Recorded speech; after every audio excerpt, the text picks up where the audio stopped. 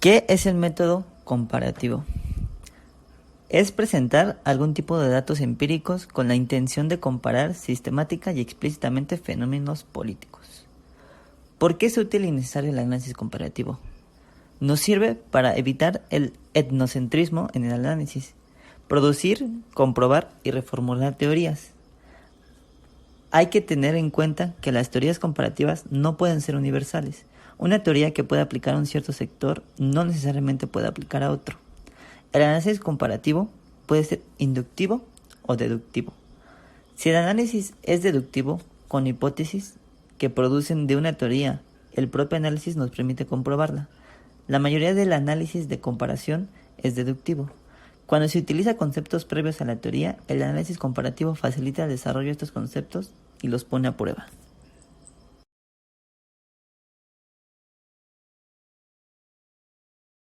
El análisis político comparativo es tan antiguo como el estudio de la política, pero lo que estudia y la forma en que lo hace ha cambiado mucho. Hay diferentes maneras de abordar este tipo de análisis. En primer lugar tenemos los estudios de caso. Los estudios de caso no son inevitablemente, quizá ni siquiera habitualmente comparativos. Algunos autores difieren con la idea de si los estudios de caso de un único país suponen la utilización del método comparativo o no. Sartori afirma tajantemente que el estudio de caso no puede subsumirse bajo el método comparativo, aunque puede tener un carácter comparativo. Por otro lado, Rose afirma que la presencia o ausencia de conceptos aplicables a muchos países es lo que demuestra si un estudio puede o no considerarse comparativo.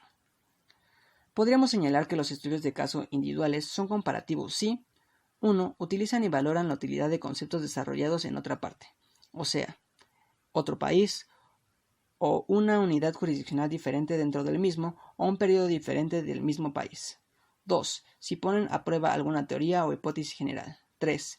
Generan conceptos o hipótesis que, respectivamente, pueden utilizarse o comprobarse en otra parte.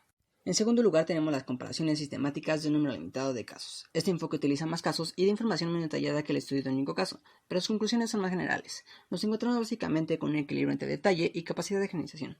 Este tipo nos hace plantearnos la pregunta: ¿la comparación debe establecerse entre países similares o diferentes entre sí? Evidentemente, lo ideal sería que el investigador eligiera dos países que fueran iguales en todo excepto en el asunto que se quiere estudiar. Sin embargo, esto es claramente imposible. Por lo tanto, habrá quienes crean que deben ser iguales y otros lo más diferentes posible. Una conclusión bastante válida es que ambas son muy útiles, y cuál de las dos que se elija depende en gran parte de los problemas que aborde la investigación.